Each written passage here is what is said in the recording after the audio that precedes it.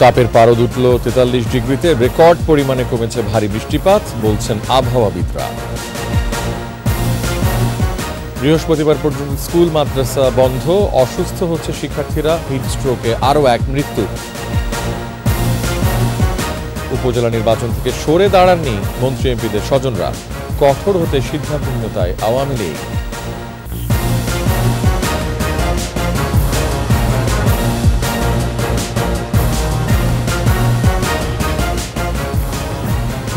Security ইসলামী bank PLC সংবাদ শিরোনাম। আমন্ত্রণ জানাচ্ছি রাত ৯টার ২১ সংবাদে। আপনাদের সাথে আছি আমি রিয়াজ হাফিজ। দর্শক, ২১ টেলিভিশনের সংবাদ একই সাথে সরাসরি দেখতে পাবেন আমাদের ফেসবুক পেজ www.facebook.com/2124 অনলাইনে। মৌসুমের সর্বোচ্চ ৪৩ ডিগ্রি তাপমাত্রা রেকর্ড করা হয়েছে চুয়াডাঙ্গায়। এদিকে আবহাওয়া অফিস বলছে এপ্রিলে দেশ জুড়ে কমেছে ভারী বৃষ্টিপাত। এপ্রিলে ৯টি ভারী বৃষ্টিসহ বজ্র ঝড় হওয়ার কথা থাকলেও হয়েছে মাত্র একটি। দীর্ঘমেয়াদী তাপপ্রবাহের কারণ হিসেবে এই বজ্রঝড় কমে যাওয়াকেও দায়ী করছেন আবহাওয়াবিদরা। মানিক শিকদারের রিপোর্ট। স্মরণকালের দীর্ঘ তাপপ্রবাহের কবলে সারা দেশ। মৌসুমের সর্বোচ্চ তাপমাত্রা আজ রেকর্ড হয়েছে চুয়াডাঙ্গায় ৪৩ ডিগ্রি, ঢাকায় উঠেছে ৪০.৩ ডিগ্রি। তীব্র তাপপ্রবাহ অব্যাহত থাকবে অন্তত আরও ৩ দিন। বৈশ্বিক উষ্ণায়ন, বাতাসে অতিরিক্ত কার্বন নিঃসরণ, বৃক্ষ নিধন ও লাগামহীন নগরায়নে প্রকৃতির এই বৈরী আচরণ। তাপপ্রবাহ ১ এপ্রিল থেকে আজকে ২৯ এপ্রিল পর্যন্ত অব্যাহত রয়েছে এবং আমরা আশঙ্কা করছি ১ মে পর্যন্ত এটি অব্যাহত থাকবে। আবহাওয়াবিদ ও পরিবেশবিদদের চিন্তায় ফেলেছে অন্য একটি পরিসংখ্যানও। আবহাওয়া অফিসের রেকর্ড বলছে উষ্ণতম বছরগুলোতে বড় মাত্রার বজ্রঝড়ের সংখ্যা কম ছিল। ১৯৮৪ সালে ৬টি, ১৯৮৯ ও ৯২ সালে ৫টি, ১৯৯৯, ২০০৯ ও ২০১৪ সালে ৪টি বজ্রঝড় হয়েছিল এপ্রিলে। গত বছরও ৭টি বজ্রঝড় হয়, অথচ এবছর বড় বজ্রঝড় ছিল মাত্র একটি। আমরা বজ্রঝড়ের সাথে যদি তাপপ্রবাহের কোরিলেশন করি তাহলে দেখা যাচ্ছে যে যেসব বছর উষ্ণ ছিল সেই সব বছরে বজ্রঝড়ের সংখ্যা তুলনামূলকভাবে বেশি ছিল এবং এই ২০২৪ সালে বড় ধরনের বজ্রঝড় তৈরি হয়েছে মাত্র একটি এবং ছোটোখাটো বজ্রঝড় শক্তিমাত্রা সিলেট এবং চট্টগ্রাম বিভাগে তৈরি হলেও তা বিদ্যমান তাপপ্রবাহকে অবনমন করতে পারেনি। সেই কারণে বজ্রঝড়ের সংখ্যা কমে যাওয়া এবং তাপপ্রবাহের অধিক ব্যক্তিকালের সাথে একটা সম্পর্ক আমরা অবলোকন করেছি এবং আমরা দেখতে পাচ্ছি যে বজ্রঝড় বৃদ্ধি যদি না হয় তাহলে এই তাপমাত্রার ঊর্ধ্বগতি থাকে। মাঝারি বা বড় বজ্রঝড় না হলে তাপপ্রবাহ অব্যাহত থাকবে। তবে ২ মের পর সিলেট, চট্টগ্রাম বিভাগ সহ বিভিন্ন স্থানে বড় বজ্রঝড়ের সম্ভাবনাই দেখছে আবহাওয়া অফিস। ২ থেকে ৭ তারিখ পর্যন্ত বজ্র বৃষ্টি আমাদের দেশের উত্তর পূর্বাঞ্চল এবং মধ্য অঞ্চলের পূর্বাঞ্চল এবং বরিশাল ও চট্টগ্রাম বিভাগের কিছু কিছু জায়গায় হবে এবং স্থানীয় পর্যায়ে অন্য জায়গায় হতে পারে। ৩ মে থেকে মধ্য ও উত্তর পূর্বাঞ্চলের জেলাগুলোতে সপ্তাহ জুড়ে বৃষ্টির সম্ভাবনার কথা জানিয়েছে আবহাওয়াবিদরা। তবে ৭ তারিখের পরে আবার তাপমাত্রা বৃদ্ধি পেতে পারে। মানিক শিকদার, ২১ টেলিভিশন, ঢাকা। চলমান তাপপ্রবাহে দেশের প্রাথমিক, মাধ্যমিক বিদ্যালয় ও মাদ্রাসার ক্লাস আগামী বৃহস্পতিবার পর্যন্ত বন্ধ রাখার নির্দেশ দিয়েছেন হাইকোর্ট। প্রাথমিক শিক্ষা মন্ত্রণালয় একই সিদ্ধান্তের কথা জানালেও মাধ্যমিক স্কুল, কলেজ, মাদ্রাসা ও কারিগরি শিক্ষা প্রতিষ্ঠান কাল বন্ধ থাকবে ঢাকা, খুলনা, রাজশাহী, রংপুর ও বরিশাল বিভাগের ২৭ জেলায়। আরও জানাচ্ছেন ফারজানা শোভা। চলমান তীব্র তাপদাহে শিক্ষার্থীদের অসুস্থতার প্রেক্ষিতে দেশের সব প্রাথমিক, মাধ্যমিক স্কুল ও মাদ্রাসার ক্লাস আগামী বৃহস্পতিবার পর্যন্ত বন্ধ রাখার নির্দেশ দিয়েছে হাইকোর্ট। স্বপ্রণোদিত হয়ে এ আদেশ দেন বিচারপতি KM কামরুল কাদের ও বিচারপতি খিজির হায়াতের বেঞ্চ। একই বিবেচনায় শিশু শিক্ষার্থীদের স্বাস্থ্য ও সুরক্ষার কথা ভেবে আগামী বৃহস্পতিবার পর্যন্ত দেশের সব সরকারি প্রাথমিক বিদ্যালয় বন্ধ ঘোষণা করেছে প্রাথমিক ও গণশিক্ষা মন্ত্রণালয়। মন্ত্রণালয়ের জ্যেষ্ঠ তথ্য কর্মকর্তা মাহবুবুর রহমান তুহিন একথা জানান। এদিকে তীব্র তাপদাহের কারণে খুলনা ও রাজশাহী বিভাগের সব জেলা, ঢাকা, টাঙ্গাইল, নারায়ণগঞ্জ, মুন্সিগঞ্জ, গাজীপুর ও মানিকগঞ্জ, রংপুরের কুড়িগ্রাম, দিনাজপুর, বরিশালের পটুয়াখালী সহ মোট ২৭ জেলার সব মাধ্যমিক স্কুল, কলেজ, মাদ্রাসা ও কারিগরি শিক্ষা প্রতিষ্ঠান মঙ্গলবার বন্ধ রাখার সিদ্ধান্ত জানিয়েছে শিক্ষা মন্ত্রণালয়। রাজধানীতে এক অনুষ্ঠান শেষে সাংবাদিকদের শিক্ষামন্ত্রী জানান, শিক্ষা সংক্রান্ত সিদ্ধান্ত দেওয়ার নির্বাহী ক্ষমতা শিক্ষা মন্ত্রণালয়ের। এখানে বিচার বিভাগ হস্তক্ষেপ না করলেই ভালো হয়।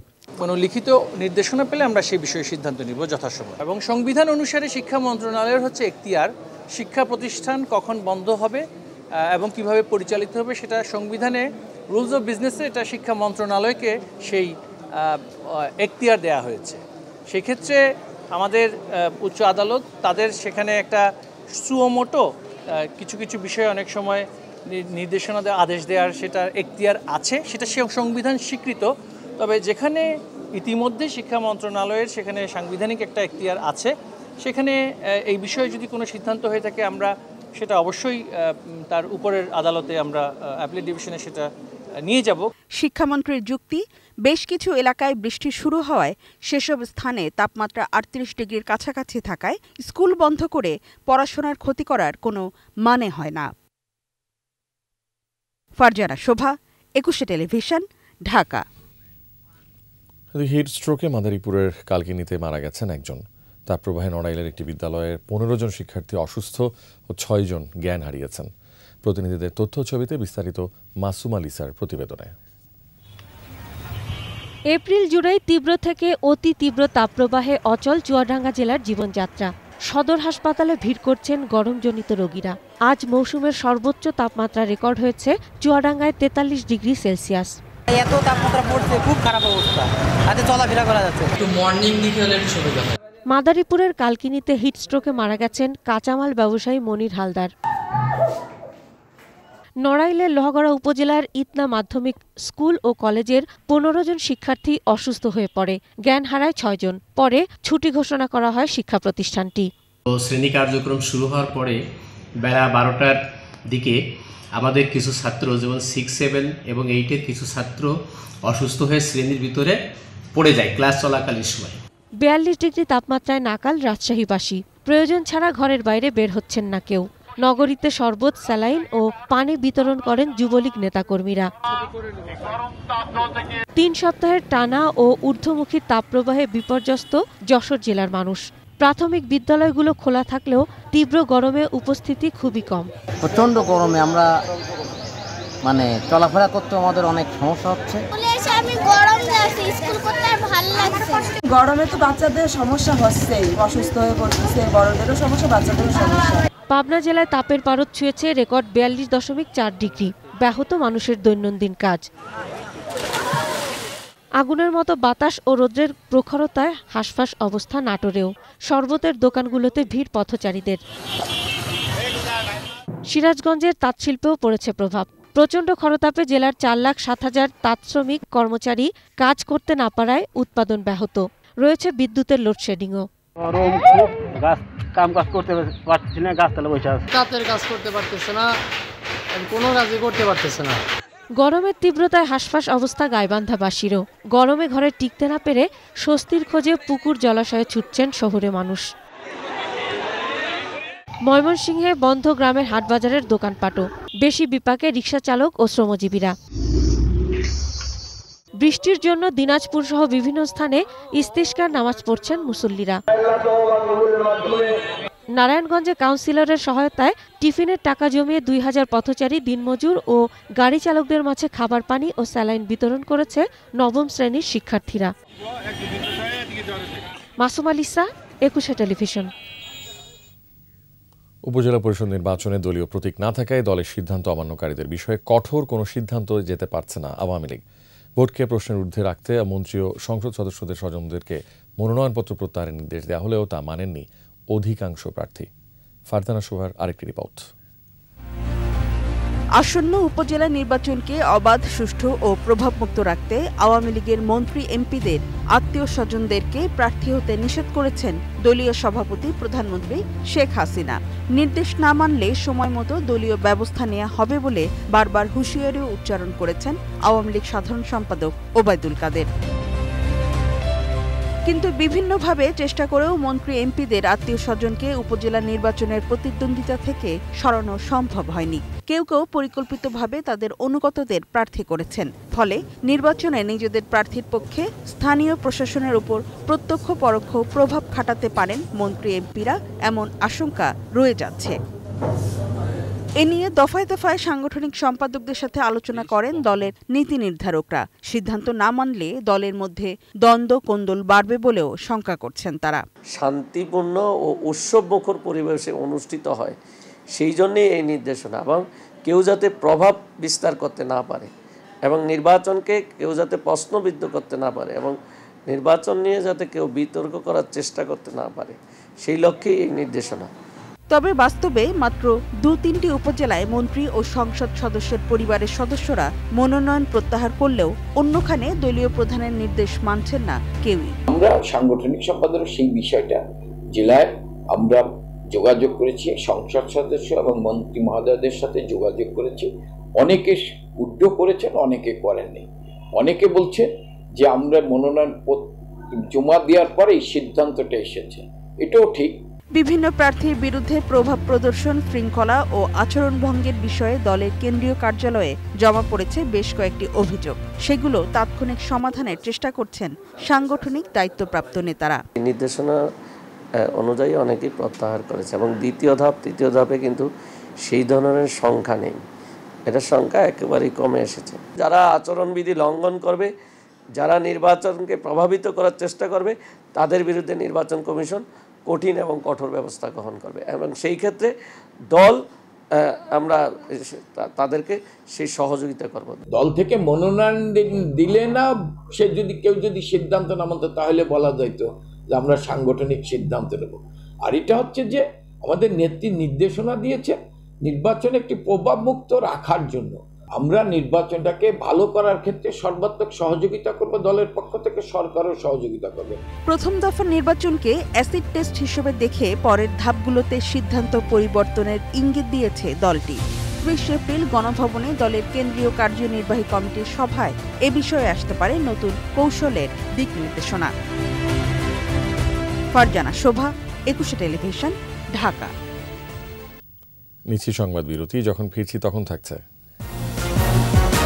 ইচ্ছেমতো ওষুধের দাম বাড়ানো বন্ধের রুল, জড়িত কোম্পানির বিরুদ্ধে ব্যবস্থা নিতে হাইকোর্টের নির্দেশ। আবারও রাত ৯টায় ২১ সংবাদে। থাইল্যান্ডে ৬ দিনের রাষ্ট্রীয় সফর শেষে দেশে ফিরেছেন প্রধানমন্ত্রী শেখ হাসিনা।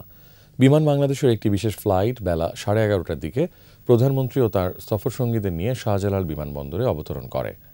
বিমানবন্দরে প্রধানমন্ত্রী শেখ হাসিনা ও বঙ্গবন্ধু কন্যা শেখ রেহানাকে স্বাগত জানান আওয়ামী লীগ সাধারণ সম্পাদক ও সেতুমন্ত্রী ওবায়দুল কাদের। এ সময় প্রধানমন্ত্রীর কার্যালয়ের ঊর্ধ্বতন কর্মকর্তা, সশস্ত্র বাহিনী প্রধানরা সহ সরকারের বিভিন্ন পর্যায়ের কর্মকর্তারা উপস্থিত ছিলেন। এর আগে থাইল্যান্ডের স্থানীয় সময় সকাল 10টায় ব্যাংককে ডন মুয়াং আন্তর্জাতিক বিমানবন্দরে প্রধানমন্ত্রী শেখ হাসিনাকে গান স্যালুট দিয়ে বিদায় জানানো হয়। থাই প্রধানমন্ত্রী থ্রেথা থাবিসিনের আমন্ত্রণে দ্বিপক্ষীয় সম্পর্ক জোরদারে নানা কর্মসূচি হাতে নিয়ে থাইল্যান্ড সফর করেন প্রধানমন্ত্রী শেখ হাসিনা। বহুপাক্ষিক আনুষ্ঠানিকতার মধ্যে গত ২৫ এপ্রিল ব্যাংককে জাতিসংঘের অর্থনৈতিক ও সামাজিক কমিশন ইউএনএসকেপের ৮০তম অধিবেশনে যোগ দেন প্রধানমন্ত্রী শেখ হাসিনা। খেয়াল খুশি মতো ওষুধের দাম বাড়ানো বন্ধে পদক্ষেপ নিতে স্বাস্থ্য সচিব ও ওষুধ প্রশাসনকে নির্দেশ দিয়েছেন হাইকোর্ট। বিচারপতি মোস্তফা জামান ইসলামের নেতৃত্বাধীন হাইকোর্ট বেঞ্চ এ নির্দেশ দেন। জড়িত কোম্পানিগুলোর বিরুদ্ধে ব্যবস্থা নিয়ে ৩০ দিনের মধ্যে জানাতে বলা হয়েছে ওষুধ প্রশাসন অধিদপ্তরের মহাপরিচালককে। একই সঙ্গে অব্যাহতভাবে ওষুধের মূল্যবৃদ্ধি রোধে কর্তৃপক্ষের নিষ্ক্রিয়তা কেন অবৈধ হবে না তা জানতে চেয়ে রুলও জারি করেছেন উচ্চ আদালত। অন্যদিকে ফার্মাসিউটিক্যালস কোম্পানিগুলোকে বলা হয়েছে যাতে সরকারের অনুমোদন ব্যতীত কাঁচামাল আমদানি করতে না পারে। সেই সাথে অনুমোদন ছাড়া বিদেশি ওষুধ বিক্রি বন্ধেরও নির্দেশ দিয়েছেন হাইকোর্ট।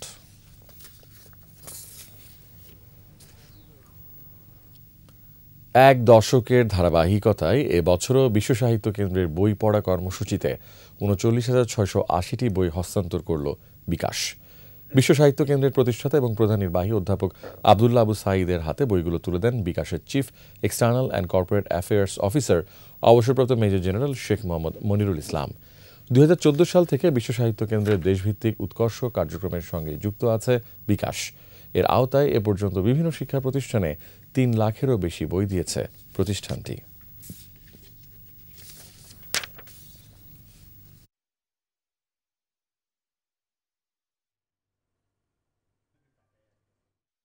শেষ করছি রাত ৯টার ২১ সংবাদ। তবে যাবার আগে ফার্স্ট সিকিউরিটি ইসলামী ব্যাংক পিএলসি সংবাদ শিরোনামগুলো আরও একবার। তাপের পারদ উঠল ৪৩ ডিগ্রিতে, রেকর্ড পরিমাণে কমেছে ভারী বৃষ্টিপাত, বলছেন আবহাওয়াবিদরা। বৃহস্পতিবার পর্যন্ত স্কুল মাদ্রাসা বন্ধ, অসুস্থ হচ্ছে শিক্ষার্থীরা, হিটস্ট্রোকে আরও একজনের মৃত্যু। উপজেলা নির্বাচন থেকে সরে দাঁড়াননি মন্ত্রী এমপিদের স্বজনরা, কঠোর হতে সিদ্ধান্তহীনতায় আওয়ামী লীগ।